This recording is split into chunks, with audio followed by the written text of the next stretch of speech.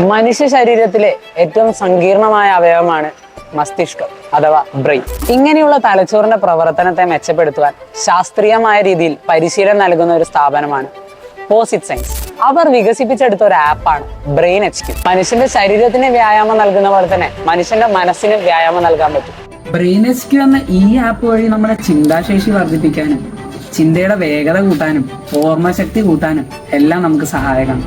ഓരോ വ്യക്തികൾക്കും ഈ ആപ്പ് നമുക്ക് ഉപയോഗിക്കാൻ പറ്റുന്നു.